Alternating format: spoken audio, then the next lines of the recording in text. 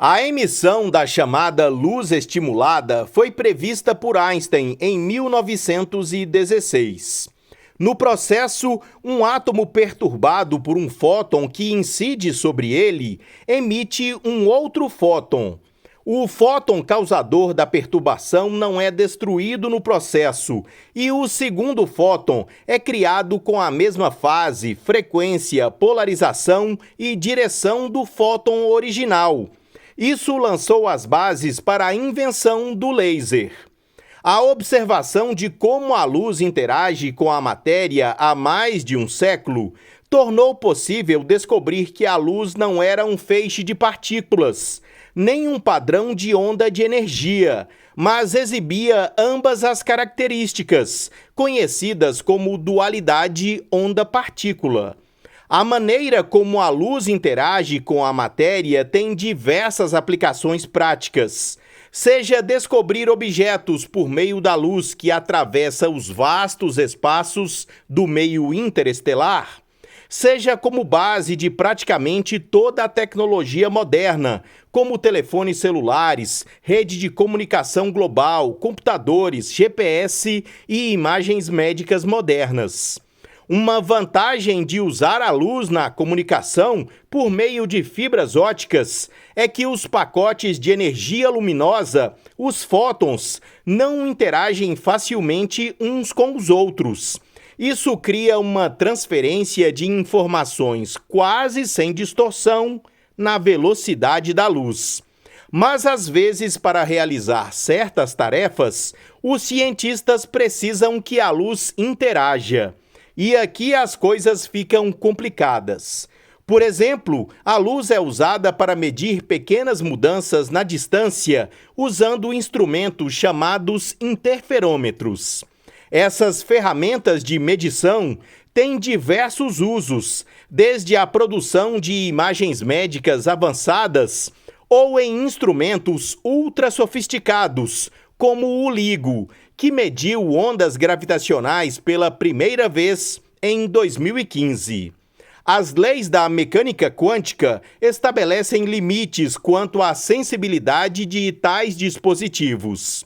Esse limite é definido entre a sensibilidade de uma medição e o número médio de fótons no dispositivo de medição. Para a luz laser clássica, isso é diferente da luz quântica. Os cientistas poderiam medir o atraso de tempo direto entre um fóton e um par de fótons ligados se espalhando em um único ponto quântico, um tipo de átomo criado artificialmente.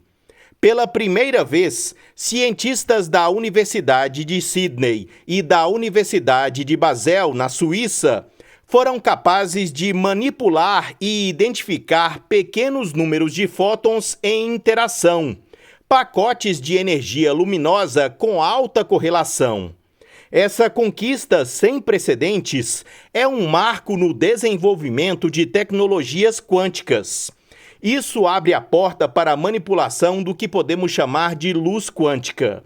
Essa ciência fundamental abre o caminho para avanços em técnicas de medição quântica aprimorada e computação quântica fotônica, disse Sahand Mahmoodian, da Escola de Física da Universidade de Sydney e coautor principal da pesquisa. A principal autora conjunta, Natasha Thon, da Universidade de Basel, disse que o dispositivo que construímos induziu interações tão fortes entre os fótons que fomos capazes de observar a diferença entre um fóton interagindo com ele em comparação com dois. Observamos que um fóton foi atrasado por um tempo maior em comparação com dois fótons.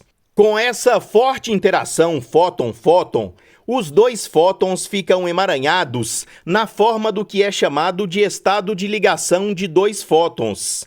Luz quântica como essa tem a vantagem de poder, em princípio, fazer medições mais sensíveis com melhor resolução usando menos fótons. Isso pode ser importante para aplicações em microscopia biológica, quando grandes quantidades de luz podem danificar as amostras, e onde as características a serem observadas são particularmente pequenas. Ao demonstrar que podemos identificar e manipular estados ligados a fótons, demos um primeiro passo vital para aproveitar a luz quântica para uso prático, disse Mamoudian. O próximo passo é ver como essa abordagem pode ser usada para gerar estados quânticos úteis para a computação quântica tolerante a falhas. Natasha Ton acrescenta que esta experiência é bela não apenas porque valida um efeito fundamental, emissão estimulada, em seu limite máximo, mas também representa um enorme passo tecnológico em direção a aplicações avançadas. Podemos aplicar os mesmos princípios para desenvolver dispositivos mais eficientes que nos forneçam estados ligados a fótons. Isso é muito promissor para aplicações em uma ampla gama de áreas, da biologia à fabricação avançada e processamento de informações quânticas. Este foi o Minuto News, uma pílula com notícias sobre ciências.